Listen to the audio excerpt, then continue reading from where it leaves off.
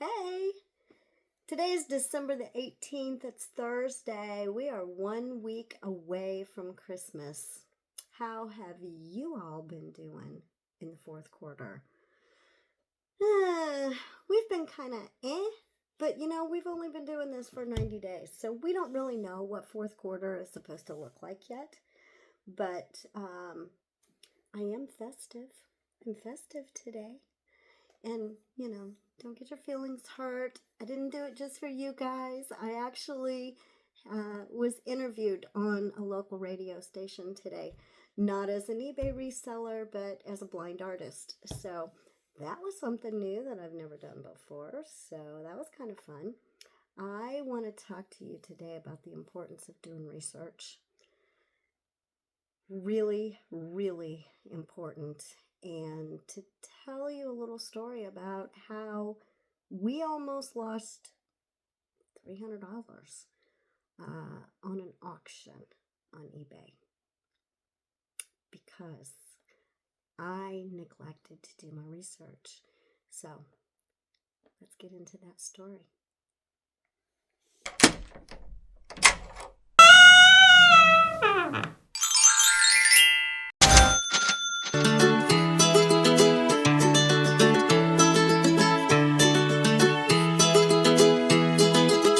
Hey, welcome back to Blind Faith Resellers. I'm Rhonda. Typically, I would have my husband Harry in here with me, but I'm by myself in the eBay office today. So I want to talk to you guys about a big mistake that I made. And it all boils down to me not doing the proper research. So we had been maybe 30, 40 days into our eBay reselling journey, and Harry came across this item that was so cool. I'm going to try to figure out how to put a picture of it up here someplace. I don't really know how to do that because editing is just not my thing. It was a glass bottle. It was pretty tall. It was probably 14, 15 inches tall, and it was an antique seltzer bottle. So it was made out of blue glass. It was kind of a unique shape. It was wider at the bottom, more narrow at the top, and the manufacturer, the label was actually like acid etched onto the bottle, and it was perfect. It still had the metal little seltzer tap thing on the top, and that was in really good shape. Overall, it was amazing. And so we did a lot of research on the bottle. It was a company out of Indiana that went out of business many years ago. It was just a small distributorship, but we couldn't find any comps at all that were exactly the same. There were some other seltzer bottles that were the blue glass that were made by small manufacturing companies. Nothing quite as big as what we had. And it was this really weird, like 37-ounce size, just totally unique all the way around. So we found some others that were kind of similar that had sold anywhere from $300 to $500. So we were super excited because this bottle was in excellent condition. And we thought, ooh, here's our first really big sale, if the right buyer comes along. So we made the decision to put it on auction. The problem therein lies is that I did not understand how auctions worked. So when I listed it as an auction, you have a couple of options. You can put in there your minimum starting bid, and you can also put a reserve price, the minimum that you will accept for that item. but there's a little notation there that says if you do that and you put a reserve bid, that eBay is going to charge you additional fees. I had no idea how much the additional fees would be, and I'm like, nah, I'm not going to do that. So in our mind, we wanted to get $400. That's what we really wanted, was $400. If we did a list it now, which actually, before I put it in auction, I had put it as a buy it now. And I think I had it at like $459 or something like that. But then we changed our mind and decided to do the auction. So what I didn't understand was that when you do an auction and you put your minimum starting bid, which I put at $99, thinking there'd be a feeding frenzy and people would outbid each other, and I just thought, okay, well, I don't want it to start at like $5. So I want the minimum to be $99. What I didn't understand was that if the auction ends and somebody offers that minimum starting bid of $99, they win. You don't have the opportunity to negotiate, to accept, or to decline. I was thinking it kind of worked like the buy it now, where you accept offers that you can haggle with them or just decline them or just accept it if it's acceptable. Doesn't work that way. So with about 10 minutes left of my auction, I think I put it on a 7-day auction, I got a notice that I made the sale for $99. And I'm, like, yikes, what do I do? No, I'm not going to take $99. So I'm trying to find where I can negotiate that, and there is nothing to negotiate. So, I'm thinking, oh my gosh, we just lost $300 because of my stupid mistake that I did not research how auctions work. So I don't want you guys to do that. Oh, sorry. That came out of nowhere. That's the whole point of this channel, is I want to take you on this journey, especially if you're new like we are, and I want to share, our wins, our losses, our mistakes. And this was a big one. Now, I'm a little bit shy of auctions now. I have nothing on an auction, and I probably won't put anything on an auction for a while. I'm just a little bit leery of that. I actually called eBay customer service and said, what can I do? I mean, this is my mistake, but do I have any options at all? And they said, no, you really don't. They offered $99. They paid. It's theirs. You just need to pack it and ship it. And I'm like, oh my God, this is going to cause a divorce, okay? Harry was livid. I'm telling you, he was so unhappy. And I felt so bad, I kept apologizing. I'm sorry, it's my fault, I don't always, because of my vision loss, when there's a lot of lengthy text involved, I don't always catch everything, because when I read something, I'm doing it through this magnifying glass. So I'm putting this all the way up to my eye and then getting up close to the screen, and all I'm seeing is what's inside this little 1.5-inch circle. So I have to go over, and drop down here, and then read these 3 words and these 3 words. It's very time consuming, and by the time I get down here, I have forgotten what I read up here. So reading a lot of text is not always easy for me. Am I making excuses? Yeah, I probably am. Am I pulling the blind card? Yeah, I probably am. But what I ended up doing was I reached out to the buyer and I explained the situation to them. And for me, I couldn't have asked for a more gracious buyer because he totally understood. He was so gracious and so kind, and he said, "It's okay. Just cancel the order. Just say it was, damaged, and you had to cancel it." And he did not leave us negative feedback.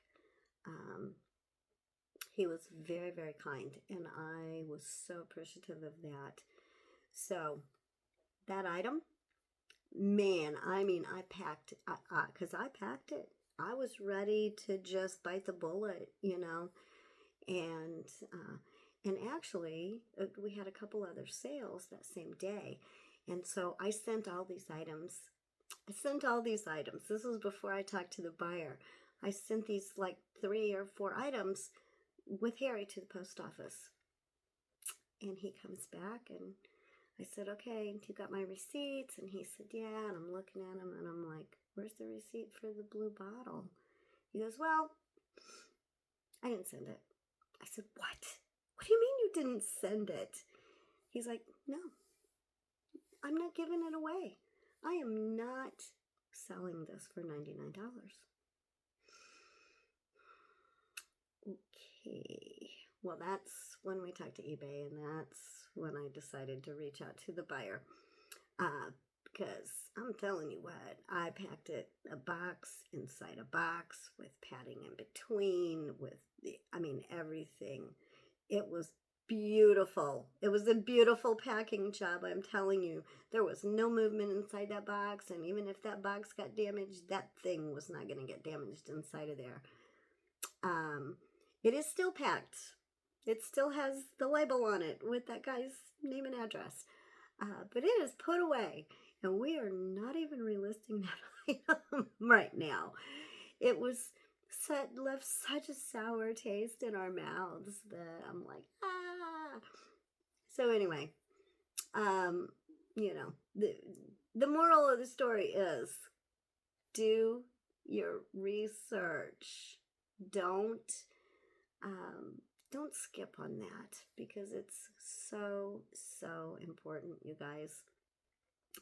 So, aside from that, we've had a pretty good week.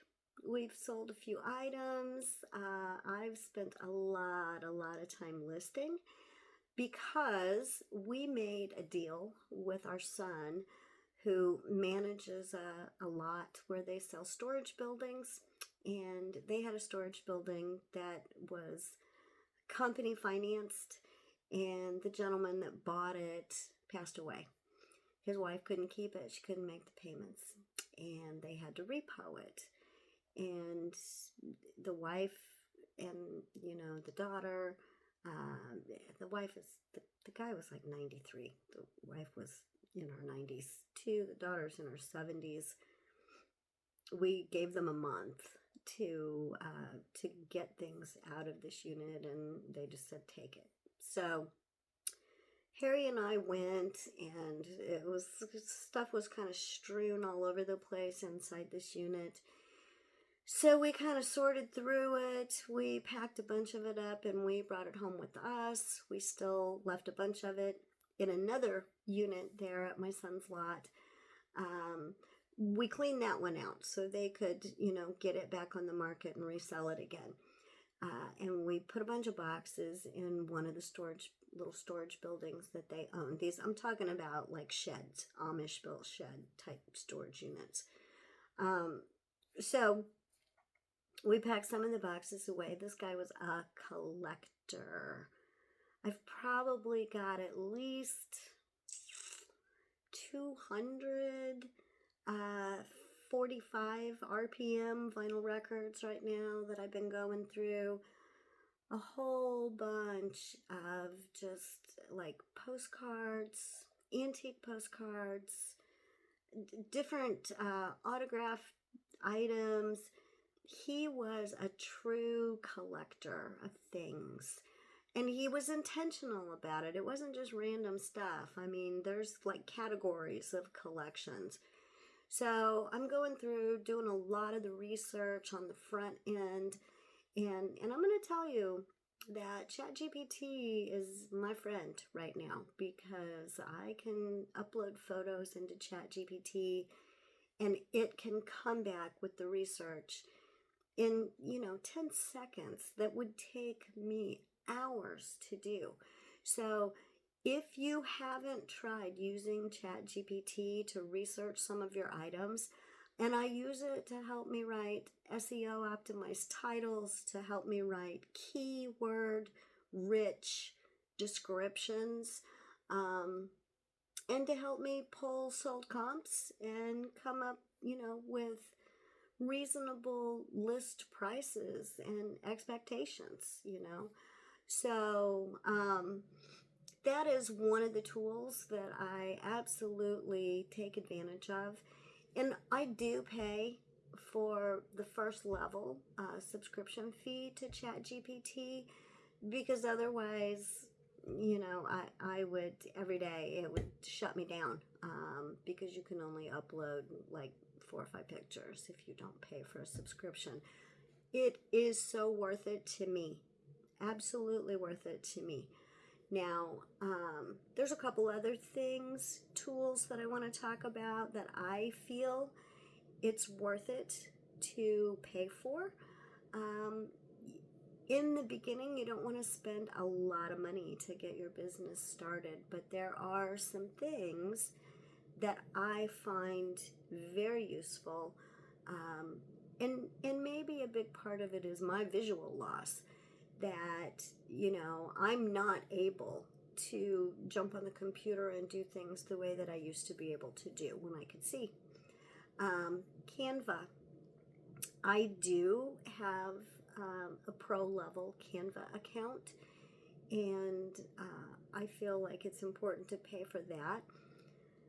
Not so much for the eBay listings, but for the YouTube, to help, create the little photos and different things. So I do pay for Canva. Now, not everybody that's on eBay is going to be on YouTube too. So Canva might not be something that's important to you. I also pay for a program called Flipwise. And Flipwise is basically, it's an account management program. So it pulls all the information from my eBay store over into Flipwise, all the reports, all the numbers. It pulls everything. It knows when I list something.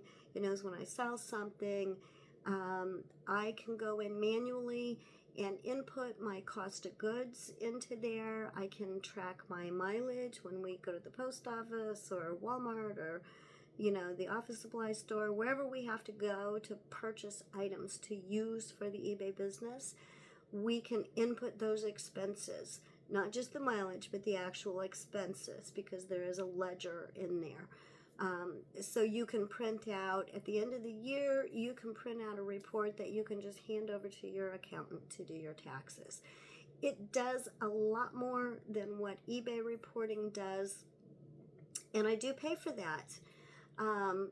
But again, for me, that's very valuable, because if I didn't do that, I wouldn't keep track. I just wouldn't keep track. It's a pain in the butt to do paperwork. I hate Excel. I hate spreadsheets.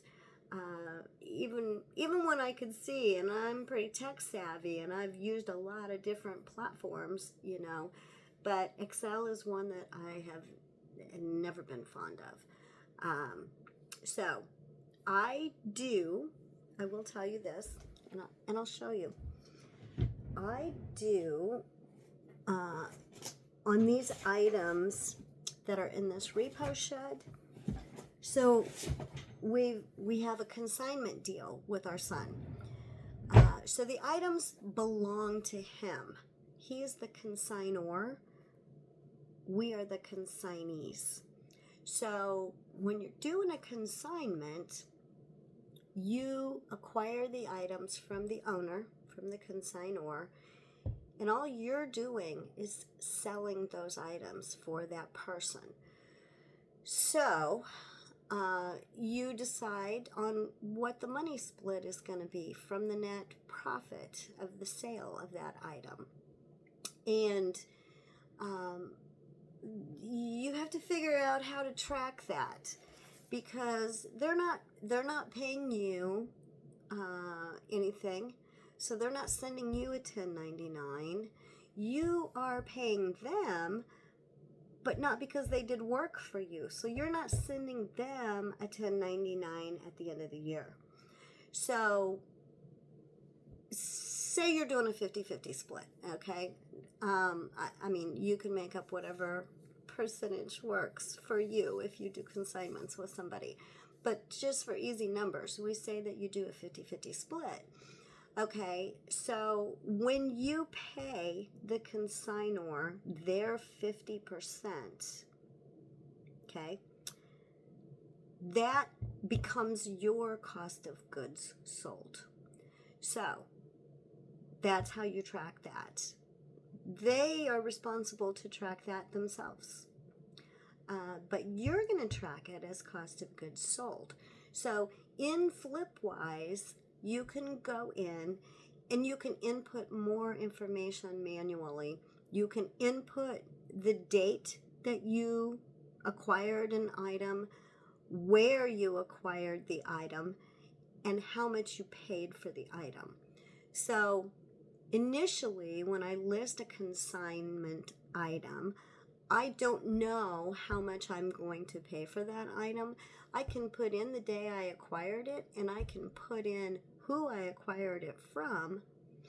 And then on eBay, I give it a custom SKU that is assigned to that consignor specifically, and with a number that attaches to each item. So for example, with us, we do KC, which is Kyle's consignment, 0001, 0002, and so on and so forth.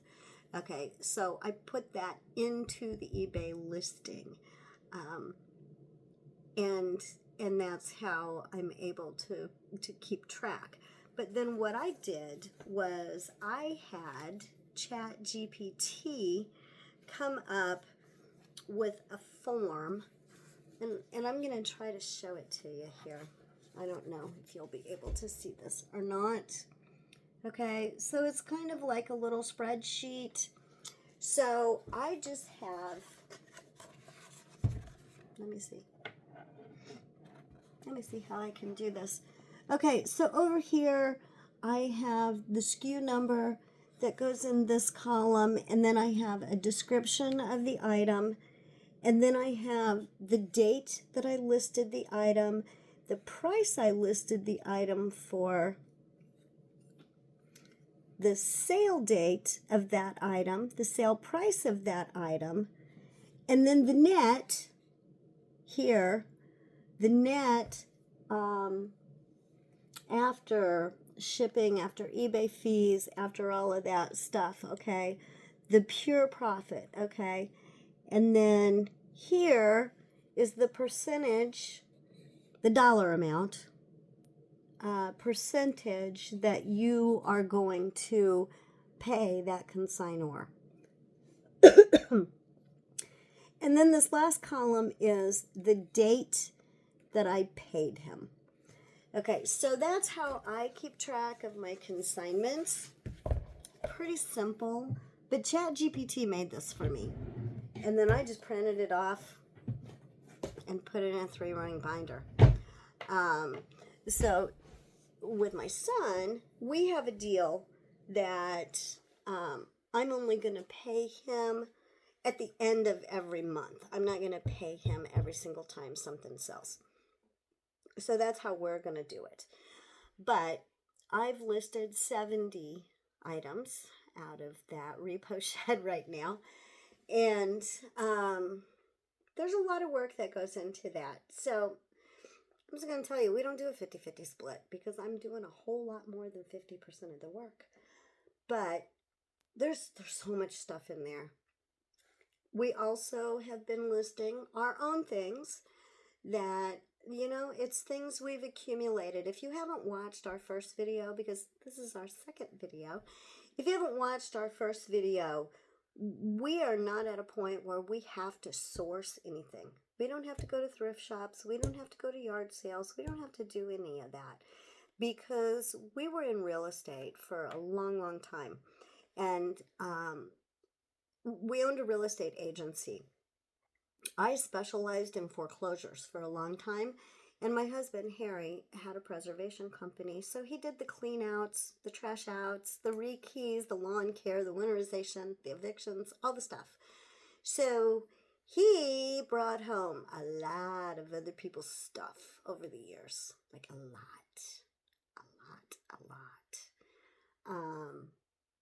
Starting 20 years ago, 25 years ago. And he's bringing stuff up out of our basement and out of our garage that I have never seen, ever. Why do we have it? And we collected things over the years, inherited things, got gifts, all kinds of stuff. Things that have been boxed away, things that we haven't seen or used in so many years. So we are eliminating the clutter. We're turning the clutter into cash, y'all. That's the goal here. We're downsizing. We are retired. Me, not by choice, but because I lost my vision and could no longer be a realtor. Can't drive a vehicle, couldn't see houses, couldn't see the paperwork. Harry had already retired prior to that. And because we had a farm, a small farm back then before I lost my vision, and so Harry retired. I got out of the foreclosure business and just transitioned back into regular real estate. So foreclosures, were on the decline at that time.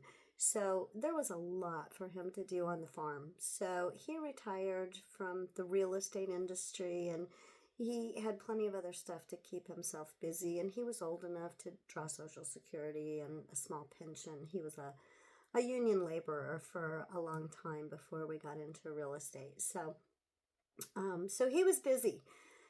And when I had to retire, I was not busy. I was no longer busy.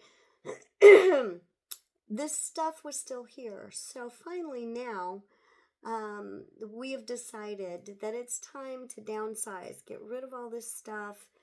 Our kids are grown. We have grandkids. We have 8 of them. And our kids and our grandkids don't want this stuff. They don't want this stuff. There's a few little things, like my mom's jewelry, my grandma's jewelry, a few other pieces of things that have sentimental value that our kids may want or they may not. Our kids are much more minimalist than what we have ever been. And I'm so grateful for that. I am so very grateful for that. But they don't want any of this stuff. And I know when my mom passed away, and I had to go through all the stuff, and I just didn't know what to do with it, and, so a lot of it is here. And a lot of it does not have sentimental value, and it's going to get put on eBay. And I should have got rid of it 20 years ago when she died, but I didn't. So, I don't want my kids to have to go through that mess because there's enough, when you lose your parents, there's enough for you to do, to not have to worry about all their junk that they collected over the years that doesn't mean anything to anybody that nobody's used for years. So, we don't want to leave that legacy to our children. So, we are getting rid of stuff. And it's fun. We are having a ton of fun.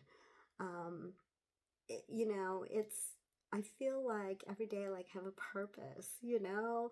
I need to pack something here in just a very little short time. Um, I want to kind of show you what our setup is. This is a spare bedroom in our house. This is now our eBay office. It was my real estate office for many years, and I did like a 2 week cleanse in here, getting rid of all the real estate stuff that I hadn't been able to use for 3 years, but I still had it because we're clingy that way. We hang on to stuff. I'm going to keep it clean here. That's not the word that was in my head, but stuff is what I'm going to say on video. We don't have a lot of space because we have stuff.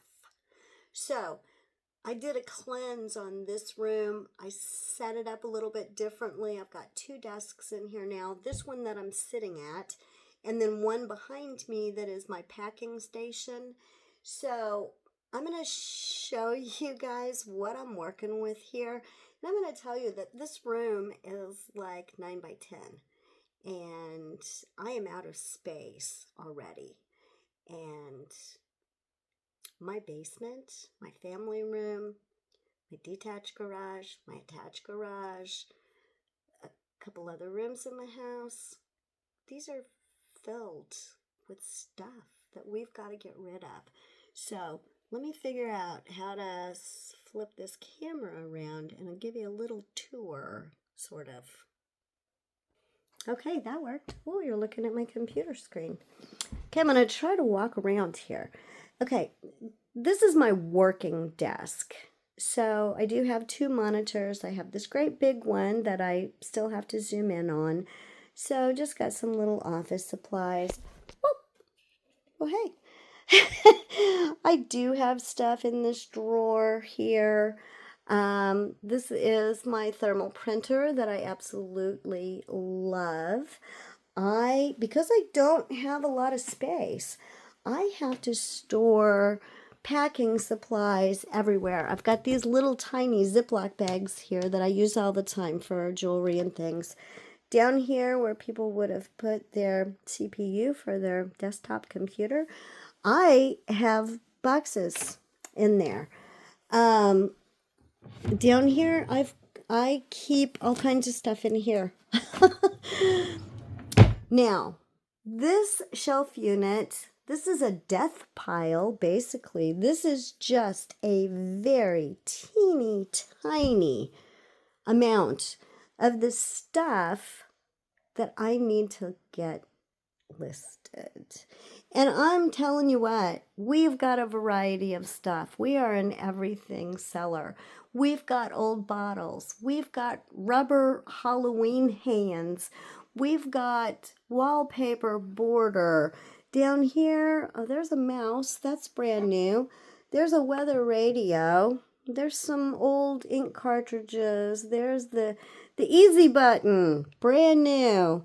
I don't even know what else is on that shelf. Down here, I've got some vintage glassware and things like that. Oh, that's just my rag that I use to clean things. This is a bag full. Oh, crap. This is a bag full of antique postcards. This is what just fell off the shelf. This is some kind of a canning tool. I can things, but I don't ever use anything quite like that.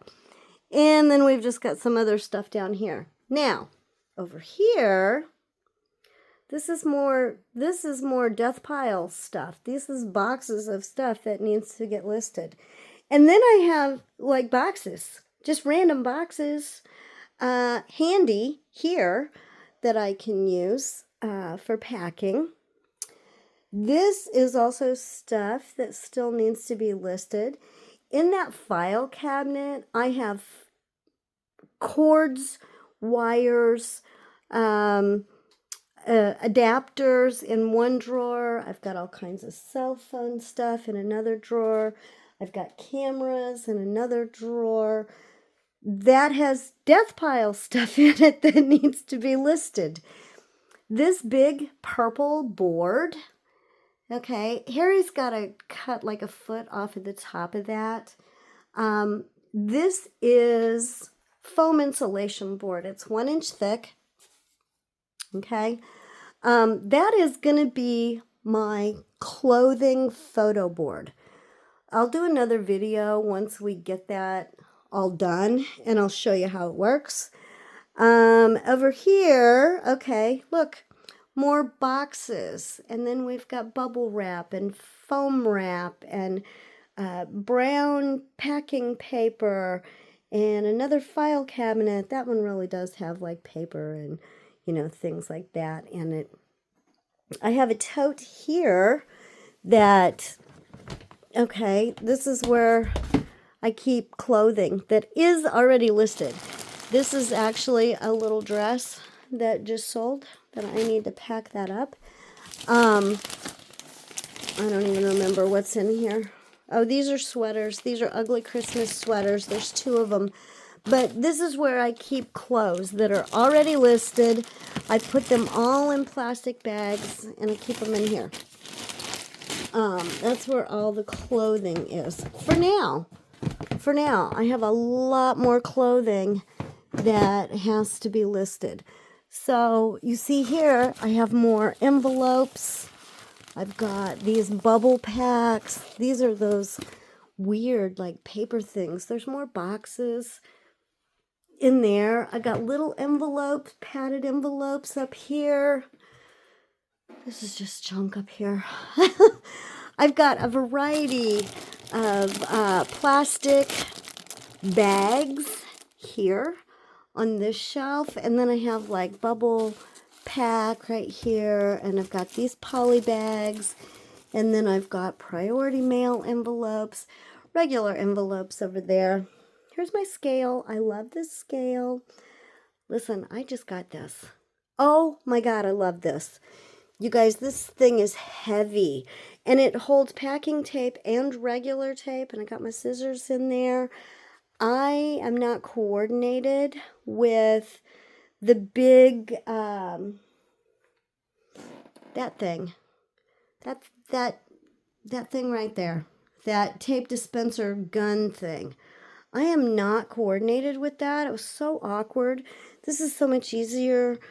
I've got my little measuring tape taped on here. This is all big stuff that's listed that I don't have room for. I've got more boxes in here. I've got peanuts, packing peanuts in there. I've got more. Uh-oh, that didn't sound good. I've got these 2 little drawer things here, and I've got boxes in between there. Oh, crap. This is all big stuff that won't fit on my shelf, because this is my it's already listed shelf. I've got 180 things listed right now. And, oh, look. Okay, that's a whole box of makeup type stuff. So now I need to pick all that up. But, yeah, I am out of space. So we're trying to clean out the family room so that we can, get some more shelving units to put in our family room so that we have another space, either for our death pile stuff or for our stuff that's actually listed. In my mind, it's the death pile stuff that needs to go in there. The listed stuff needs to stay in here so that it's right here handy when I'm ready to pack it. My hope is that our business grows enough that, we've got to expand into the whole big family room, because we don't even use our family room at all. We don't use it. The kids are grown. They're gone. It's just me and Harry. We don't use our family room. Actually, we have 2 family rooms. One on the main level and one in the basement. We don't use either one of them. But they're full of stuff that's piled. It's not organized. It stresses me out so bad. But that's beside the point.